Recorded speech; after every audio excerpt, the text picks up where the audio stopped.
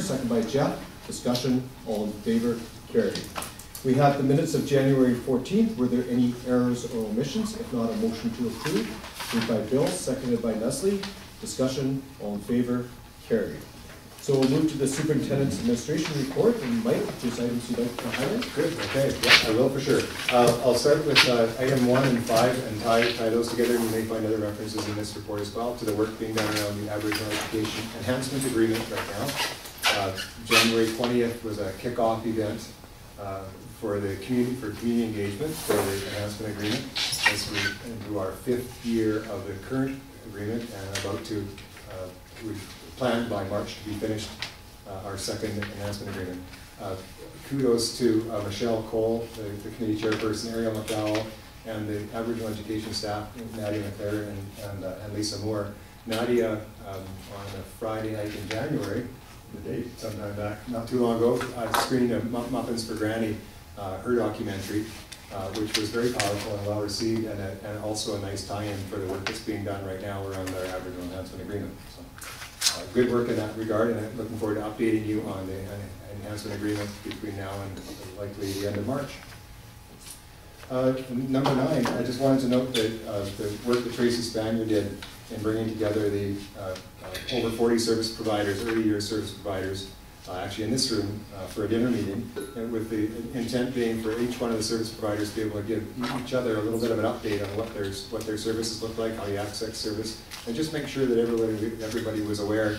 And she did a fantastic job of getting us through about an hour 45 with a little bit of dinner break in the middle, and respecting everyone's time, and did a good job of facilitating that. So it was a well-planned and carried out event.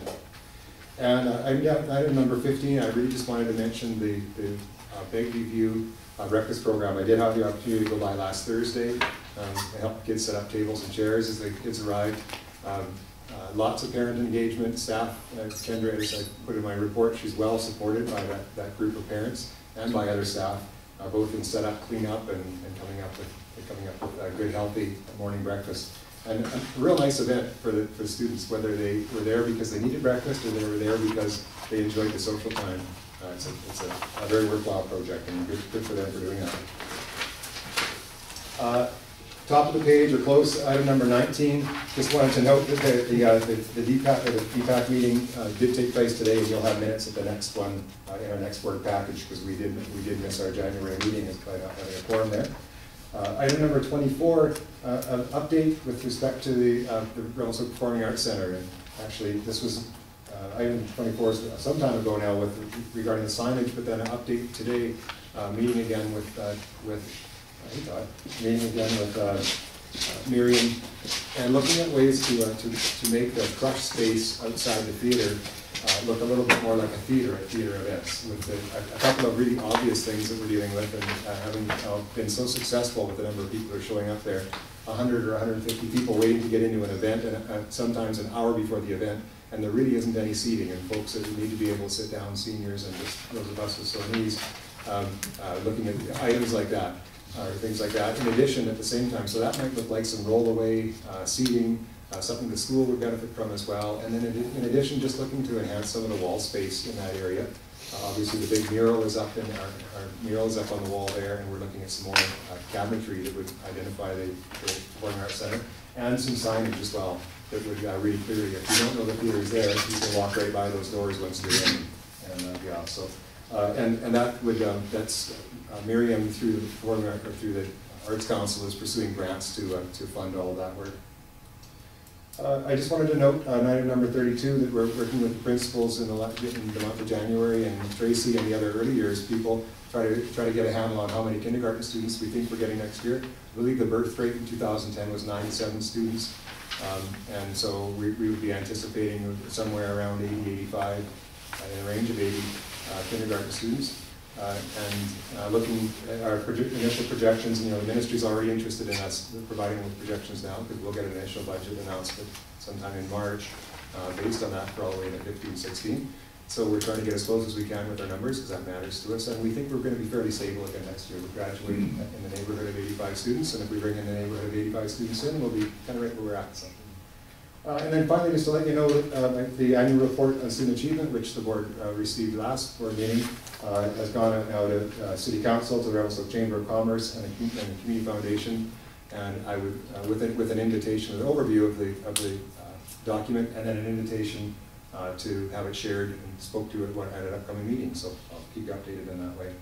And and then just very finally, and did not make this report because this is just yesterday, but wanted to let you know.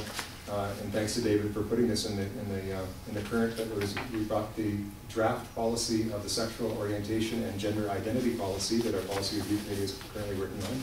And I took that to the Safe Spaces committee Monday, actually, not yesterday, Monday, and to gather more feedback. And it was well received, and also lots of already good feedback coming back from it in that way. So, any questions on? Questions or comments from anybody? Jeff? I just wondered about 15, which is the breakfast. I see that a lot of cooperation and Yes. Yes. Congratulations, appreciation. Yep. Okay. Kendra in the back, absolutely. I would say Kendra probably led it, yeah. So do you want to make that a motion, Jeff? Yes. And seconded by Bill. Discussion? All in favor? Carried. Thank you. Anything else, Jeff, you have to?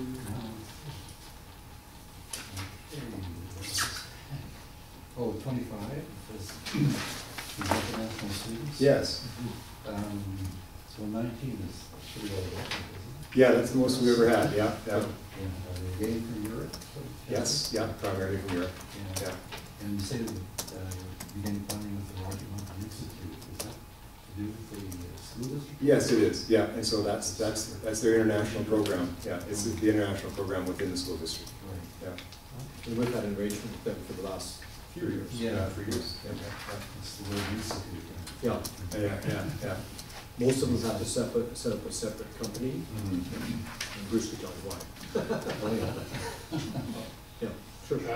Basically for liability reasons, that if the school district grants a graduation, a dogwood to someone, and let's say, because a lot of it's done online, and part of the year is there with someone team online, if the student, let's say, doesn't achieve where the institution they're applying to, if they haven't achieved where they should be, then the district could be sued. And of course, we've got, well, from the public's viewpoint, not all public, but generally deep pockets, like in terms of lots of assets and insurance coverage, and so we create a company so there's a limited liability in the event that there is some type of legal action. And it also protects the district in the event that the company loses money, because there are a number of companies set up and not all of them are successful. Thanks, Bruce. Anything else, Jeff? Leslie? So the Rocky Mountain Institute is a subset of our school district? No, Rocky Mountain District, which would be District 6. Oh, I see, okay, thank you. And that would be Golden and near Kimberly. Elmer? Number 10 there, like, what do you intend to do then with this Revelstoke document? Survey. I would see the results. What I did is participated on behalf of the district. Yeah. And that was basically providing a series of. Did you see the survey?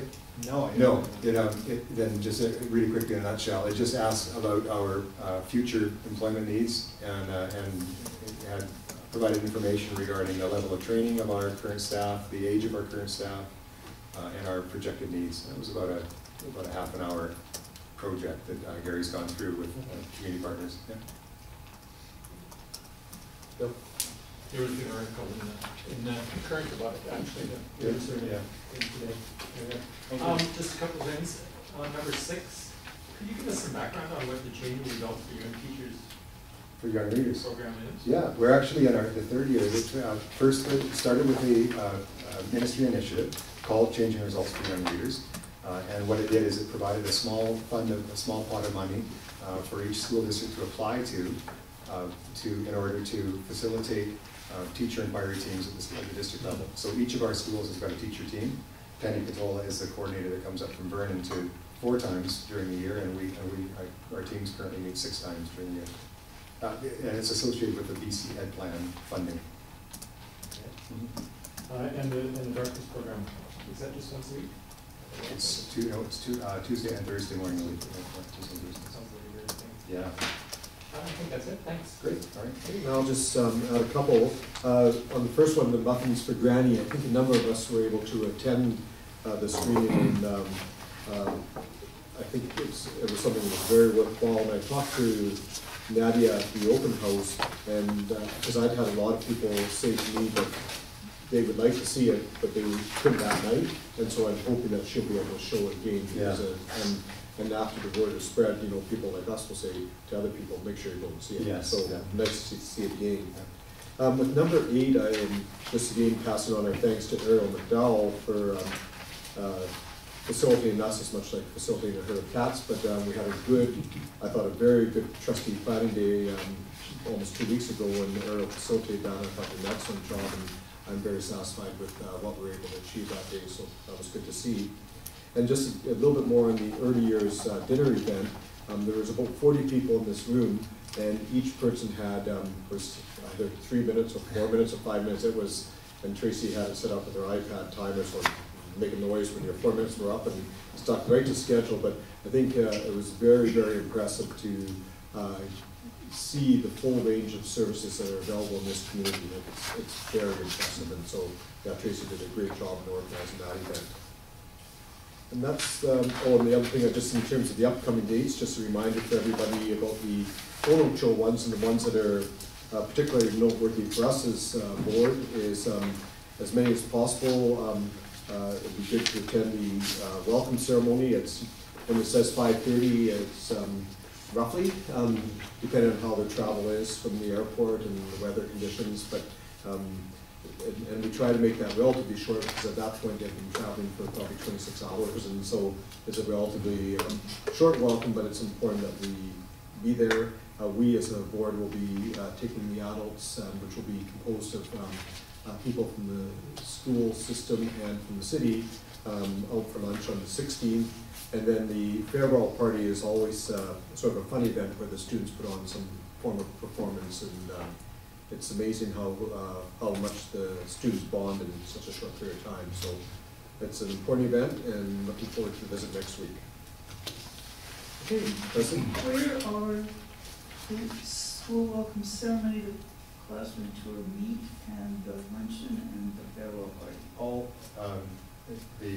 you'll get if you've got a specific itinerary, but the first 3 RSS, or the first 2 RSS, pardon me, for the welcome ceremony in school, and then the classroom tours, again, that takes place at the school at RSS.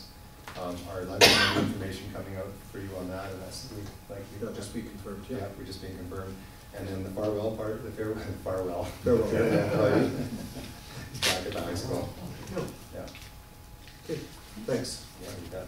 Okay, that's all, thanks Mike. And we'll move on to the Arrow Heights Elementary School 2014-2015 school growth plans. Okay, so you'll recall that we've been working our way through the school growth plans. You have 2 more schools in front of you now. You've had RSS, and now you're getting Arrow Heights and Begbie, and next meeting, next board meeting, we'll review Public Parks, which will take us through all the schools. And just a reminder, the school growth plans are developed within the context of board policy and ministry order and school act, and follow a particular pattern in terms of what's expected to be reported in the school plans. And I thought what I might do is just walk you through the overview for Arrow Heights first in terms of structure, and a little bit of background on each of them. And I see Todd's over there, so just in case I get stumped with a question, you might I'm just making sure you say nice things. That's it, yeah. And then also note that Todd will be back, actually we will be to Todd at Arrow Heights School in April for the annual report. So the annual report will provide an opportunity for a much more in-depth look at this, because this is not a document you should really spend 5 minutes on and then say you've seen it. So Todd will be using these documents as the basis of his annual report for us when we see him in April. First off, the structure always for them is to start with a goal and objectives, noting that in this case in Todd, Arrow Heights has had for a long time a literacy goal which aligned with the school district's overall goals around literacy. A particular note for me when I was going through these plans with Todd was under the rationale was the staff's interest in noting the difference between boys and girls performance, and also noting that it's not just performance, but there's actually things that we should be doing, and of course we know this, and different for boys and girls, and good for them for identifying and for following up on that. That takes us down to data, which is really the data piece reports lets us know all the data that's being considered, the big data. There's always smaller stuff that goes to staff and the school planning councils, but then chunks of that data are highlighted in the success results and the targets areas, which are on the next 2 pages. Noting that, again, alignment with the school district focus for many years in terms of 90% of students meeting expectations. And I know Todd's had this discussion with his staff. It's always tough to say we want 90% because it makes it sound like maybe we don't care that 10% don't. But we acknowledge that we're trying to achieve a level that says, yeah, we're getting to at least 90% of students. So not that we don't care about the other 10. In terms of the data on the second page, top of there, you see Todd is still using some FSA results, and we're just completing right now FSA, noting once again for parents that it's a single snapshot, and you'll see how it fits in here in the context of a whole lot of other school level data. So it is a piece of the puzzle, but a very small piece in terms of the attention it's getting at this point. Finally, on your page 4, on page 4, noting the gender differences, and with a target for closing that gap. So the target strategies and structures area, which is common in all the school plans, is really it used to be a smorgasbord of things you could be doing. This is to be now a list of things we are doing, and so more and more the schools are using this as an update to say if we put it down, then we're going to do it, and if we don't do it at the end of the year, then we're looking at it, deciding whether it stays on again the following year. And as you work your way down through the strategies and structures, this for literacy, and then as we work our way through, is all of the things that are taking place at the staff level to ensure they're meeting those goals. And what I note in there is that you find words like celebrate and encourage, and then way down near the bottom, reviewing current research, which is so critical to ongoing professional development, and thanks to the staff for acknowledging that, and not surprising. The second goal follows the same structure around numeracy, and once again, Arrow Heights has maintained a numeracy goal for a number of years, and Todd and the staff will tell you that it continues to be a struggle. Numeracy in general continues to be a struggle, and there's noting here that in midway through the Arrow Heights rationale, noting the difficulty in terms of solving the attention being given to solving daily life problems, which has really been along the numeracy challenge, is trying to, yes, you can multiply and divide, but can you apply? And this growth plan takes us in that direction when you get the strategies and structures, and you can see the work on the second page. The diagnostic math assessment has formed a piece of the tracking that the Arrow Heights staff has done for many years, and going back actually to 2009, I think. Is that about right? It actually goes back farther. It goes back further. Yeah, I just kind of hang on to the last 5 years generally. Yeah. And a good assessment. And once again, you'll see a little piece of FSA in there for a dipstick. And in addition, nice to have the provincial satisfaction surveys in, because we'd like to know what kids' perceptions are of their abilities in math, as opposed to their achievement levels. Noting over in the strategies and structures section, once again, a list of things that the staff are using to move forward and meet goals. And I noted particularly with about 6 bullets down, 5 bullets down, the continued support and encouragement, expanding strategies and knowledge to meet current learning outcomes through professional development and networking. And there's a tremendous amount of work going on right now in the province, and a new, actually K-9 draft math numeracy curriculum that is going to continue to require professional development and time and discussion. So nice staff are noting that in here as well. Finally, and probably most importantly, the goal on student well-being. I noted that at the partnership table at Okanagan College yesterday, how fortunate we've been in the district to be able to be experiencing success around in the areas of literacy and numeracy for that matter, and school completion to such an extent now that we really are able to turn a lot more of our attention to student well-being, which is probably the most critical thing in terms of overall growth and development. but our sustained success in other areas is allowing us this focus. And this goal for Carroll Heights is in its second year. Noting in the objectives, I like the way they've articulated the objectives of demonstrating awareness and understanding of physical and emotional well-being. It's really important when we talk about emotional and social well-being.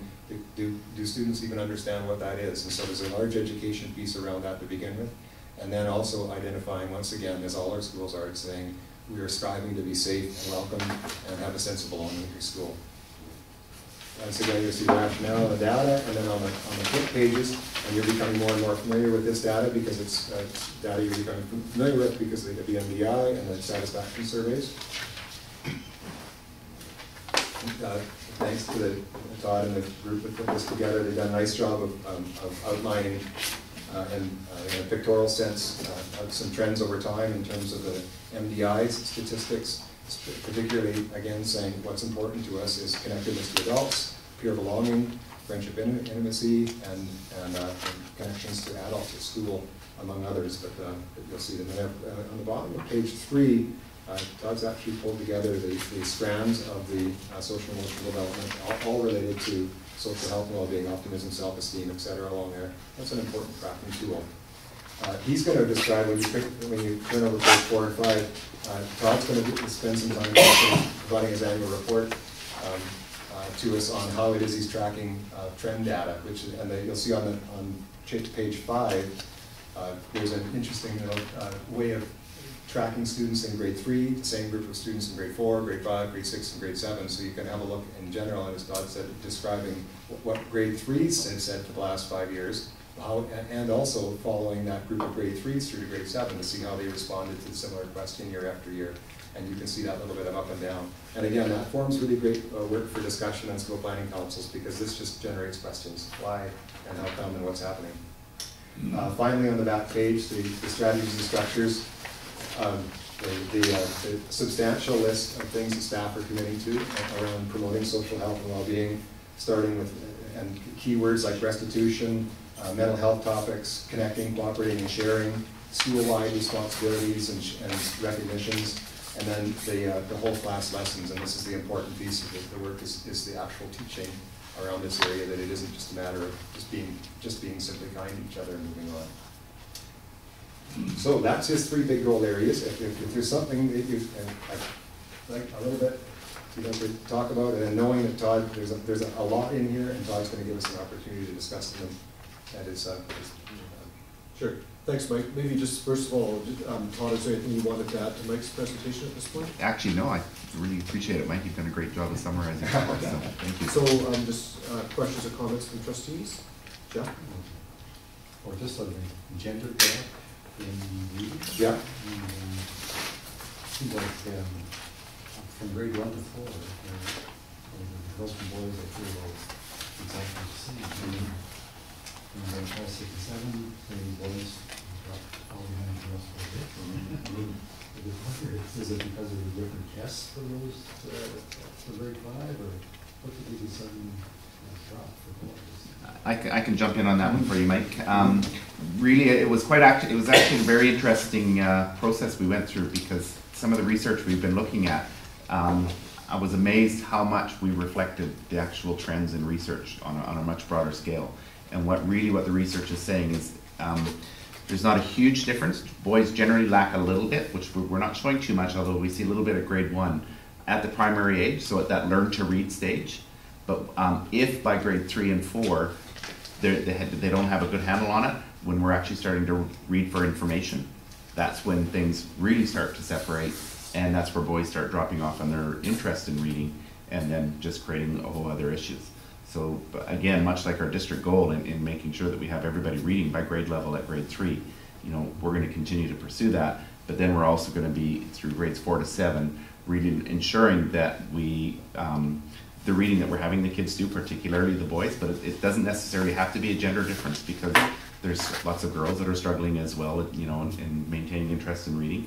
So making sure that our topics or everything are very relevant to the kids. And there's quite a bit of research on really, how boys learn differently than girls in their interests, and that's some of the topics that we're pursuing as a staff. Any other questions or comments from trustees? Bill? Just a comment that came to me today when I was reading the material again for preparation for tonight, but this actually applies also to the growth plan from Begbie, and also, as I recall, the growth plan from RSS at the last school board meeting, and that has to do with the goals related to emotional well-being and connectedness and that sort of thing in the schools. I think that, and I guess this arises out of some of the discussions we've had at the policy review committee with regards to student safety and that sort of thing. I think what this illustrates is that within the schools, I guess as per required in school district policy, this is an example of one of the ways that the schools are dealing with the whole issue of student well-being, including the whole issue of bullying and that sort of thing. And it's not just bullying, but it's other issues, the whole issue of, are children properly clothed, or are they properly fed, all those sorts of things that can be done within the schools to make them feel connected. But those three growth plans, I just wanted to make a point of an example of where the schools are actually dealing with those issues. Any other questions, comments, from trustees? Just to add one, again, one of the things that impresses me most is the strategies and structures, because it's one thing to say, oh, we're going to do this, but then the question is, how do you do it, and how do you know you've done it? And so the collaborative effort that goes in here, where staff sit down together and talk about what they can specifically do, and the thing that always impresses me is that from the student's perspective, a lot of these are viewed as fun.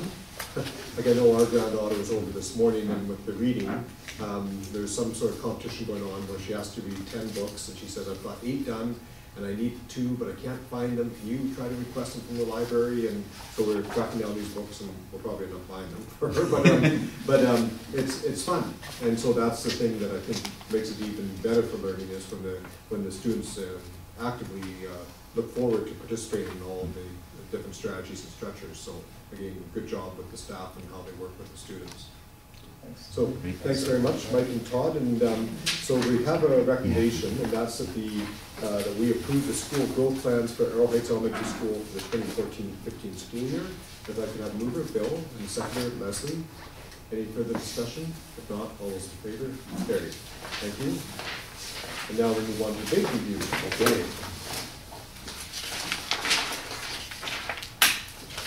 All right, well, Begbie View has got one, and I won't call it a big monster goal, but it is one big goal, and they've done a lot with this in 2 years.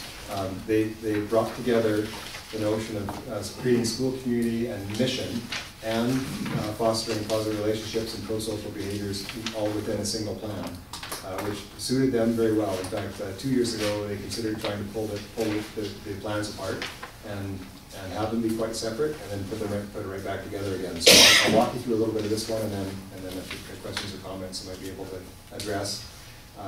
First off, noting the goal that it was to promote school and community with high and consistent expectations, and fostering positive relationships and pro-social behaviors. To that end, the objectives on the right-hand side, they are still in the process with their mission statement and their shared values and vision.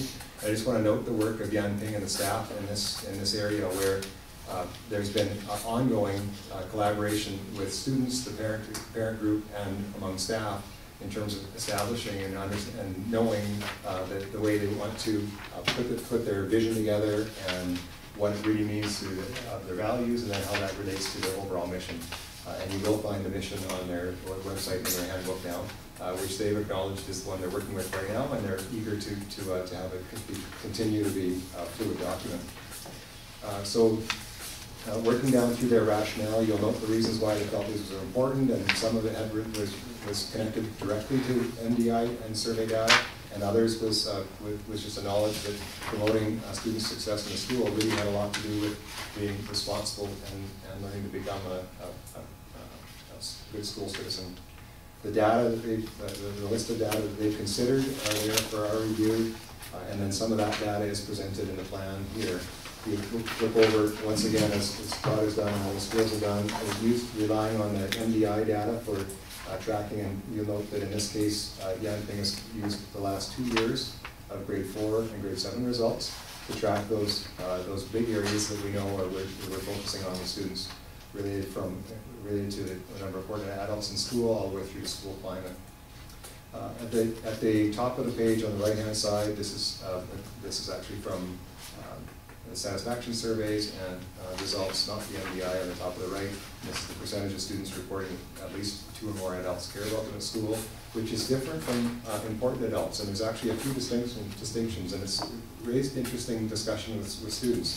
We asked them a question: how many adults at school are important to you? And if you look at the MDI results, the second bullet down in this one suggested that 32% in 2013 and 18% in 2014 reported that no adults at school were important to them when asked the question, who's important to you?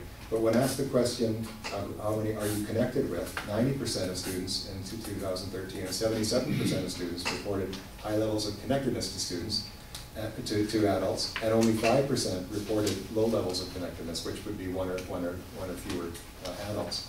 So that's an interesting discussion point for students, because when you ask them, are you important to me, a student that is relying heavily on school and the connection with your teacher for an adult interaction, because for whatever reasons the home that they're coming from is not as equipped to be supportive, those children are more likely to say, well, you're important to me because I need you. But the ones that are coming from homes where it's saying it, like we're very well connected in the home, then they're less likely to say you're important to me, but I do know you care about me, and I know I'm connected to you. So interesting conversations and discussions that take place in that way.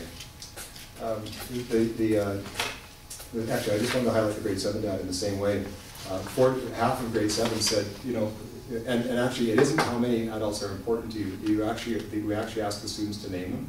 So students in that MDI question have to list the important adults to them, so they've got to list a name. So half the grade 7 said, no, I'm good. And half said, yeah, I can think of a couple. But then when asked, the questions around how connected with you are you connected, and 2/3 of them are clearly connected, and only 3% are at where we consider from MDI standards an at risk, which is the low connectedness. Finally, the strategies and structures for Begbie View. I just ran through a little bit with a highlighter, but going through this with Jan Ping, clearly, and I said before, a lot of staff support and buy-in. The staff generated this list over the last 2 years and has been working on the list extensively. I really impressed with the work around the Celebrating Success. The Restorative Justice is in there, Mind Up programming and Friends for Life programming. Again, specific teaching tools. They're focused on 3 months. And you can't go through the school without noticing in classrooms, and right when you walk into the building, you'll know right up front what the theme is for that month. It forms the basis of the morning announcements. Everything is connected together very nicely that way. And then the whole list of pro-social behaviors that they're saying, so yeah, we have a Me to We team. That's not about a single event. Me to We is about one piece of how you're giving back to the community and how you're developing as a person. And so when you identify it as that, rather than saying it's an event, it connects it. And they're doing an excellent job of that. And finally, down near the bottom, and they have done a stellar job of increasing parental and community involvement. They have right now one of probably the most engaged parent advisory council, which is really interesting. DPAC today, they're engaged and interested, and as all are. But this one is really very highly engaged right now. So good for them for that. So if you have any questions or comments. Questions or comments from trustees? Jeff? It was very encouraging to see that so few adults are important to the students. It's all their friends. It's all about your friends, that's right. Yeah. Yes. But also, down at the bottom, the third bullet from the bottom of the strategies, says, administer MDI to grade 4 and 7 students in a more meaningful way, having thorough discussions prior to the survey and administer the chunks. Yes. So do these tests quite reliable, or these questionnaires are? Yeah, the MDI can easily take an hour. Actually, I think it a little bit longer. Todd, you guys broke it into a few. We weren't supposed to actually fully break it up. Yeah. It'll take you an hour plus. Yeah, Yeah. caught me on the spot here. I'm just trying to think. Really It is substantial. And so the intention of that, and I was glad that they articulated this in here, because this related back to our question, and you'll often hear people that don't think that students have an opinion or think that their opinion would be, like if you ask them a question, you just go, oh, there's an answer, and they don't really think about it. And that is the case if they think that you don't care. But if you work with them on saying, here are all the reasons, and this is the work that went into the MBI, here are the reasons why we're doing it, this is why we're asking the questions, and this is what we're going to do about it. We have questions and there's an interaction. And now we're not going to shove you through it like into the lab, Todd, like into the computer lab, okay, we've only got an hour, hurry up, click, click, click, click. Well then, are we going to get the best data? Probably not. But by taking your time, breaking it up, describing it, we're going to get good information back from the students, which is more accurately how they're feeling as opposed to, they got to click, click, click and get through something. Any other questions or comments from trustees? I'll just add a couple comments. One is, I think they've chosen the right targets here and the goals. And you know, when you look at this, school has only been there for a couple of years now, and anytime you take the two schools, Mount Begbie and Mountain View, and then sort of merge them together, that creates some challenges. Just as years ago when we had the same thing happen between Begbie and Columbia Park, is that you have students who have developed sort of groups of friends, and now it's sort of mixed up a little bit, and then also just even combining the staff groups, the parent groups, and then forming their own sort of new culture. But again, I think everybody's committed and is doing a great job in terms of the results. And then the other comment I'd just like to make is that I believe the school has really integrated well with the neighborhood learning centers that are there. And I know in particular that one wing where we have the two kindergarten classes and the childcare, when you're in the hallway there, they're going back and forth between them. You'll have kindergarten kids in the childcare in the kindergarten, and they're doing a lot together, and I think that's good for everybody. So, okay, so again, we have a motion that we approve the school growth plan for Begbie Elementary, moved by Jeff, second by Elmer. Discussion, all in favor, carried. Thank you, Mike. Then we move on to policy 5.4, safe schools and facilities. Okay, actually it's the first of two policies that the policy review committee is sending your way for approval to send out to the system for feedback. A little bit of work in the, sorry, get my back in front of me, I pulled my out. Thank you. I got one page ahead. So a few changes in terms of where the policy was before, safe schools facilities. It does live in the health and safety section, and so a lot of our work right now at the policy review is ensuring that we are aligned from section to section. So in terms of health and safety, what appears in safe schools and facilities should be related to health and safety. And if it's about health and wellness, then it's probably got a different place, which we're actually going to come to. So that's the updating that took place in this one. It refers to safety education, it refers to the code of conduct, but then doesn't go into further 7.1 over in students. It carries on with the code of conduct. We talk about the identification assessment of crisis, and so that leads our protocols around, and that's a piece of change slightly to reflect the protocols we've got in place for critical incident investigation and action. And then finally, the district safety committee, and we've had this in for years, so this received a housekeeping change in terms of some language, but it's what we had for many years, and we're in agreement as well. So that one should go out, and a little bit of feedback. Okay. So we've got a recommendation that we circulate policy 5.4 for feedback. Bill, seconder, Jeff, discussion, all in favor? Very good. Thank you. All right. Then we move to policy 6.3. Good, and this one lives in section 6 in policy, which is related to personnel. So the changes that we made to this one really were updating our language. We were referring before to staff health. We're referring now to staff well-being. What we're trying to do is with this one is align the overall health and well-being focus of the school district and have that reflected in board policy. So we don't talk really just so much about staff health. We talk about well-being because it encompasses a lot more than what we traditionally think of in terms of our health. We've added some language in the first in the top section around creating and maintaining positive working environments, and we actually removed the piece there that referred to the learning environment. So we took references out of this one that had reference to students, because sometimes as policy evolved, you think, oh, well, what about the students? So you say, well, yeah, we'll put it in there, and then you say, well, wait a minute, this is actually a staff. This one is about staff, and students have it in a different section. So it's updated terminology is primarily it, and then really the well-being, so we should gather some feedback on that one too, and bring that forward. Thanks, Mike. So we're looking for a motion to circulate policy 6.3. Elmer, second by Bill. Discussion, all in favor? Carried. Thank you, Mike, and that concludes your report. It does. And Bruce, nothing today? Next week. That's usually good news from the treasurer.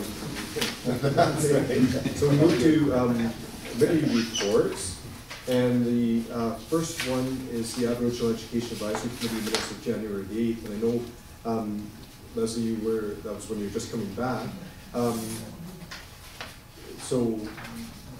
do you have anything there? I could just, all I would note in there is that this is a work session related to the outstanding open house that they put on. We are letting Ted Cadwalder and Colleen Hanna, both of the Aboriginal Education Advisory, Ministry of Education for Aboriginal Education. We're keeping them up to date with the progress. They've offered support in our enhancement agreement process. There was a nice little clip of Ariel on CBC radio talking about this event in the morning. We sent that down to them along with some pictures, and for those of you that, well, actually you all saw the TV up in the big room, so they did a huge amount of work to set that room up, so it was very welcoming for the first of the sessions. And Leslie, I understand you were able to participate in the planning session prior to it, and were very impressed with how the committee works together. Yeah. Yeah, great.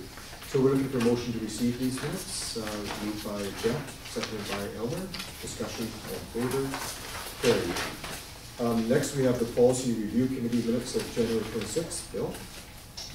Thank you, Alan. So we did have a meeting on January 26th, and one of the first things that we dealt with, you'll see in the minutes, is the structure of the committee. And this arose out of some of the discussions that we had earlier, and as we on the board, as to how committees function and whether or not they have a quorum and that sort of thing. The structure of this committee is that Jeff's on it, I'm on it, Mike's on it, Todd's on it, Jennifer's on it, and Celeste, who is the people representative. So there's 6 people there, and so after discussion, we came up with what we were going to use as our manner in which we'll conduct the work, and that is that the Policy Review Committee is a working group that meets on the 4th Monday of each month, excluding December, July, and August. The meetings will be rescheduled in the event that a minimum of half the members are not able to attend. So essentially, that's say half. We're not actually using the word quorum, but we're not conducting or doing business unless at least half of us are there. And recommendations regarding policy development and revision are made by consensus, which is traditionally and historically things operate. So as to the status of policies undergoing review, we're at 5.4 and 6.3. 6.7 is discrimination and harassment. We're putting that on hold right now because we are working on the sexual orientation and gender identities, and there may be some overlap there. We looked at maybe some housekeeping to policy 2.4, district policy development review. And then we had a really good discussion about the sexual orientation and gender identity. If I understand, was the first one? No, maybe the second one. I mean, I wasn't yet discussion, Yeah, third one, yeah. Yeah, we started in the fall, so yeah. So we're working through that. It's a very complex policy to develop, but it's, I think, one that's really important, and certainly once we get through there, I think we may be a lighthouse district on policy. That's right. There you go. Thanks, Bill. Any questions or comments for Bill? If not, Bill, if you can make a motion. Yes. Yep, and seconded by Jeff. Discussion, all in favor? Thank you. Then under trustee reports, we just have the Early Childhood Development Committee minutes of December the 15th. And I think the one thing that was sort of a bit of a focus of the discussion was the planning for the early years event that was held on January 22nd. We'll talk about that. Other than that, I didn't have any items to highlight unless anybody has any questions, and our next meeting is February 23rd. Mike? Just to note that there's been a date change to Ready, Set, Learn. Okay. And It's not March 12th. it's not March 12th. That was a Thursday, and it conflicted with. I want to say it's the 4th, Mike. It is the 4th. It's March. Yeah. It's March the 4th. It's a Wednesday, and I think it's the week Yeah. before. Yeah. So just don't use that as your date for keep track of Ready, Set, Learn, because you want to be there.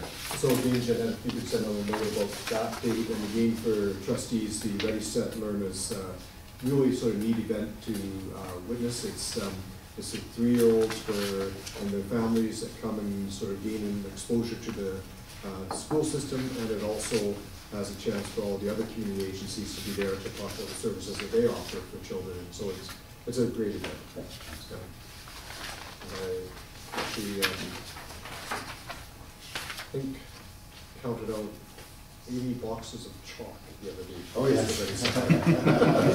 Chalk? Yeah. Everybody gets to get sidewalk chalk. Don't ask me. Okay, so that's there for information. And then we have correspondence. The first 3 letters are correspondence between the back and forth between the BCSD and the Minister of Education regarding the governance of the BC Public School Employers Association. So that's the first 3 letters. And then the last one was the proclamation that January 27th was Family Literacy Day, and that was again celebrated in Revelstoke. So does anybody have any questions or comments about any of the correspondence? Bill? With regards to the letters to the Minister on BCPC, my questions probably arise out of the fact that these discussions were going on even before last year on the school board. So I have gone online and I did see the report, the bargaining structure task force that BCS gave, the report that they sent off to the minister, and I'm not sure who would have been at the provincial council meeting where that was approved. And If anybody would have been there, that would have been probably Jeff. Yes. okay, maybe it's a matter of just looking into it, seeing to get a good understanding of exactly what was approved, because if I read that report, it seems to me there's no recommendation into it, because it talks about possible models of how it could be restructured. And I'm just curious as to what possible model may have been approved, but maybe if you could find that out. Is it this? Yeah. The unified association model, so that was one of its adopted. Okay. Yeah. So, Okay. Yeah. Okay, that answers that question, but I just wonder, because you were at a meeting this past weekend on BCPC, were you not? no, Jeff wasn't. I was there on the Thursday. Okay, so, because what happened to the motion from Central Okanagan then with regards to what BCSPA is supporting with regards to, what I'm just reading from, it says, calls on the current public administrator to seek the return of the trustee-based board for the association. Do you know what happened to that motion?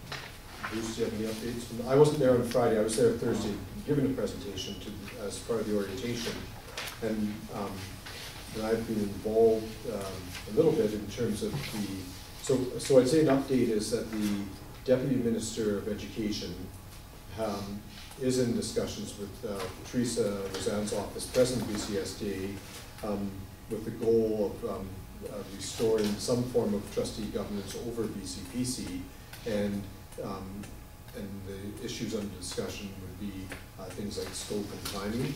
And so the government has committed to engaging BCSD in those discussions in a fulsome manner. But it goes beyond the Ministry of Education, it goes to PSEC and the Ministry of Finance. And so those discussions are taking place, but there's been no resolution yet. Right. And so there's probably not any sort of indications as to when, for instance, the government might introduce legislation on whatever they plan to do. If they need to. Restarting. If they need to. Yeah. So if they sort of restored what was, then they wouldn't need to do any legislation. If they did something that was on an interim measure, they may not have to do legislation, because my understanding is that the period for drafting legislation is basically done for this spring session, so then we'll be looking at a later period of time. And so, so there would not, I don't believe there's a window anymore to introduce new legislation this spring. Okay, so that I guess says that we have time still. And Yes. I'm assuming that through various meetings like provincial meeting Yeah. coming up, this will probably be on the agenda, and then probably Yes. BCSD's AGM coming up. Yes, in both cases. So, and last week BCSD held 3 different conference calls on this topic, and I was on all 3 of them. And it's very much a priority for boards and trustees to return the governance. And one last question, so because there is no board for BCPC, which means there's no trustee oversight as indicated in this correspondence, I don't even know if this question makes sense, but how do they legally operate then? It's just Because under the auspices of the public insurance of the administrator. public So the administrator. company, so by legislation, what they did do is they replaced, there was a board of 13, and they replaced them with the public administrator of 1. Who's overseeing the staff that works for BCPC? Yes. Okay. Yes, So- and so they still have board meetings, it's just, the discussion's a little bit more limited. Well, it brings up. Michael Marchbank, and he was the CEO of the Health Employers Association, and he's just recently moved to the Fraser Valley Health Authority, and so he is still the public administrator. So, just one last question, sorry. So, say the occasion arose here locally that, say, working with the RTA, there was some agreement on a mid-contract modification, for instance. That would still have to work through BCPC and its current way of operating. Yes. And then, yes, it would, yeah. So staff would, so what would happen is, the staff would bring it, anything that required board approval, would bring it to Michael, and then he would basically move everything. That's right. A lot of power. All the power, That's yeah. it. Yeah. Okay, thanks. Appreciate that. Any other questions on any of the correspondence? If not, turn to see if there's any questions from anybody in the public related to the agenda. June? Thank you.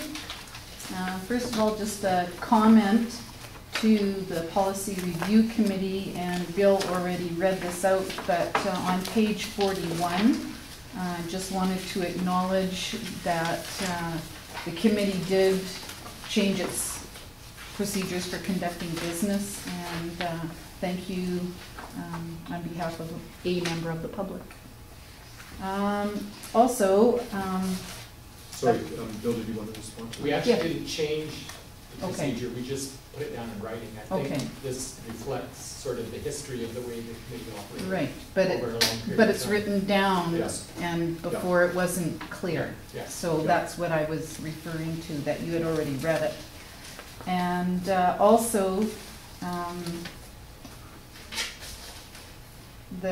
Mike had said something about, with regard to the Policy Review Committee revising Policy 5.14, which was on page 35. And without the current policy included, it's kind of difficult to know what has been changed, although I did download a copy for myself, but just maybe a request to the Policy Review Committee that if they are changing policy, it would be helpful for those of us here, rather than having to download it, just if you could include it in the package for comparison. Does that make sense? Yeah, we have to. Okay. Well, maybe you need to discuss it at the committee level. Yeah, actually, yeah. Yeah, the committee could discuss it. One other Yes. way I've seen it done quite often is with track changes. So Yes. anything that. Or a so like highlight or a 90% something. Yeah, 90% of the wording's the same. Yes, and I see 10% that. that changes could be highlighted. Right, and that's why, you know, now there are 4 points, and there were previously 5, and the one seems like it's rolled over to 6.3, which I think, Mike, you mentioned. Yeah, okay. Thank you. And just another question regarding the recommendations from the Safe Schools Task Force, of which there were sort of essentially 4, although they show up as 3 kind of bullets. Now that this policy has been revised, Mike said that they were going to put it into the system for feedback, and that sort of relates to one of the recommendations that it go through to the school planning council. So I assume that's one of those, putting it out into the system Is that correct? Yeah, that's one of the receiving groups. We've got a group of receivers when we send it out for information, or for Okay. feedback, yeah. Okay, so the school planning council would review this revision and be able to, as it says, review, amend, or develop policies to better address bullying, which in this current revision doesn't really state anything regarding to bullying, so that might be where the DPAC might add in, or? They potentially could. I think the piece that you're quoting of the task force recommendations, just to back up a little bit for how the policy review committee handles that and how the schools handle that. Okay, The task force recommendations went to a ministry working group, yes. and from there, the ministry working group, represented by school districts and educators, developed the Safe Caring Orderly Schools Guide. Yes, I saw that. Yeah, so we don't take the recommendations and place them into our work. We took the guide, which was developed as a result of the recommendations. Mhm. So you'll find a number of the recommendations in the task force were not actually followed through in Safe Caring Orderly Schools Guide. So we don't really use those recommendations at all. We use the Safe Caring Orderly Schools to guide our work. Okay. So one of the recommendations in there would be related to gathering input. Right. Certainly. Right, okay. It's just that, like I say, I would assume, given that the preface to the whole document, which has the Ministry of Education stamp on it, that the DPAC would be involved and other interested citizens, perhaps, to have input. Yeah, so what'll happen with that, with these two policies right now, is they'll go back out with a cover memo on them with a Yes. timeline and asking for feedback in the next couple of months. And that goes to school staffs and DPACs and PACs, yeah. Okay, thank And then you. back to the policy committee. Thank you. Yeah. Any other questions? Anybody else? If not, thank you very much, and we have a motion moving forward. Moved by Leslie, second by Heather, discussion, all in favor, carried.